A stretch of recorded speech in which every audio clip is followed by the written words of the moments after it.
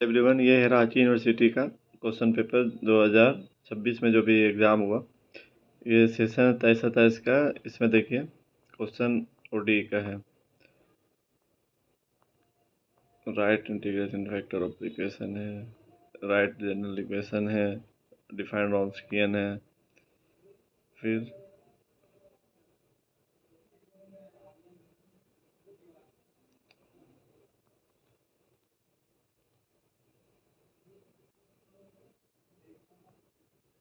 ये सब क्वेश्चन है आपका 5 नंबर, 6 नंबर, 7 तक।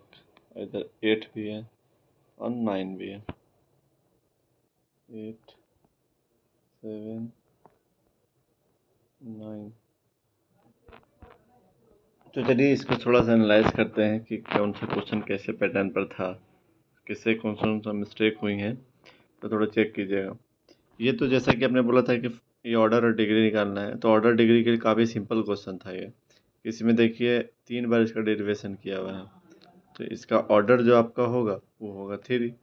3 इसी का ऑर्डर देखिए, तो इसका ऑर्डर 3 हो गया।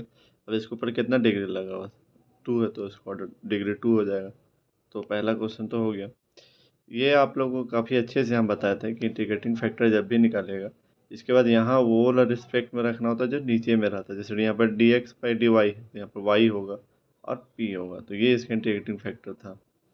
इसके बाद क्वेश्चन नंबर सी में बोला था write the general linear differential equation with an constant coefficient वाला था। तो इसमें काफ़ी ऐसा इक्वेशन आपको याद रखना था, बट ऐसे फॉर्म बनाना था। एन था तो ए का पावर एन डेरिवेटिव इस तरह से, फिर यहाँ एक काम करके फिर तो यहाँ एक काम, इस तरह से फिर ए नोट तक जाता है। तो ये था। उसके बाद 4 नंबर था कि डिफाइंड रॉन्स्कियन 3 फंक्शन। देखिए पिछले वाला में 2 फंक्शन का मैंने करा दिया है, अब यहाँ 3 फंक्शन का तो सेम था। तो जो मैंने क्वेश्चन करा है वो क्वेश्चन लगभग इसमें से आया है।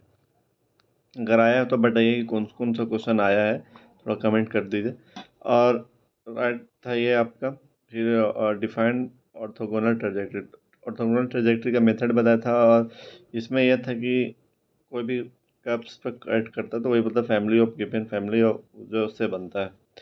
इसके बाद देखिए एग्जैक्ट का मैंने आपको ऐसा क्वेश्चन कराया है। अब ये क्वेश्चन एग्जैक्ट सेम कराया है कि नहीं ये नहीं पता, लेकिन ये क्वेश्चन ऐसा है एग्जैक्ट वाला मैंने कराया है कि del M by del Y is equal to del N by del X equal देखने से। और इसके बाद इधर वाला जो एक एक्स वाला टर्म उसको नहीं लेना होता है इधर में, तो यहाँ से निगेट है। ये देखिए ऐसा क्वेश्चन भी आपको कराए हैं, तो ये भी क्वेश्चन पैटर्न पर ही आया। अब बोले सेम क्वेश्चन है लेकिन पैटर्न पे क्वेश्चन है, तो ऐसा क्वेश्चन मैंने कराया है। तो ये है आपका। फिर देखिए ये भी क्वेश्चन मैंने कराया है 4 नंबर भी। ऐसा क्वेश्चन है, ये भी मैंने इस मेथड पर कराया है कि इसको क्या करना है कि इधर जैसे मान लीजिए कि एक्स बाई वाई आएगा इधर में। तो मैंने कहा था कि नीचे में अगर डी एक्स है तो इधर सिर्फ एक्स का फंक्शन रहेगा, जो वाई वाला है उसको हटाना है। तो इधर ई टू पावर वाई है तो ई टू पावर वाई से इधर मल्टीप्लाई करेंगे, इधर भी मल्टीप्लाई करेंगे इस तरह से। तो यहाँ से फिर बर्नौली इक्वेशन में उसे सॉल्व हो जाएगा। ये ये था। डिस्कार्ड वाला तो था, एक मेथड था ये फॉर्मूला।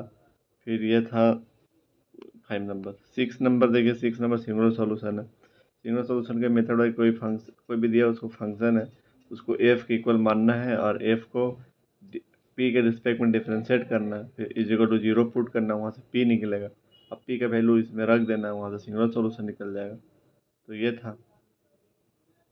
फिर एक ये क्वेश्चन था, ऐसा भी क्वेश्चन मैंने कराया है। ये स्क्वायर वाला पी आई निकालने के लिए बताया कि कुछ भी नीचे डिनोमिनेटर में डी वाला रहे, 4d+4, तो आपको ये 4 कॉमन लेना है। तो लगभग जो क्वेश्चन मैंने कराया है जिस पैटर्न पर, उस पैटर्न पर क्वेश्चन पूछा है।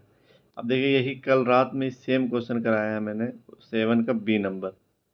ये सेम क्वेश्चन कराया था, सेम क्वेश्चन आपका एग्जाम में आया है बी वाला, और ये 7 का ए नंबर।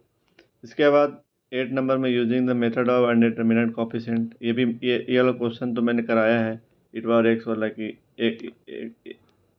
ई टू पावर में रहता है तो नीचे डिनोमिनेटर जो भी रहता है उसमें डी प्लस वो वाला सेम हो जाता है।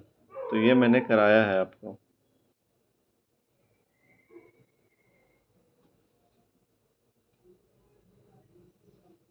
तो ये सब लगभग क्वेश्चन मैंने कराया है। और solving the flowing equation by method of variation of parameter. तो ये भी क्वेश्चन ऐसा पैटर्न पर क्वेश्चन मैंने कराया, वेरिएशन ऑफ पैरामीटर में कैसे निकालते हैं। इसके बाद prove that the orthogonal trajectory भी बताया है। तो ये सब मैंने क्वेश्चन कराया है। सो ये आपका था, अभी एग्ज़ाम होने वाला था। अगर कोई किसी को सॉल्यूशन चाहिए होगा तो आप कमेंट कीजिएगा, मैं उसका सॉल्यूशन आपको प्रोवाइड कर दूंगा। ठीक है, थैंक यू।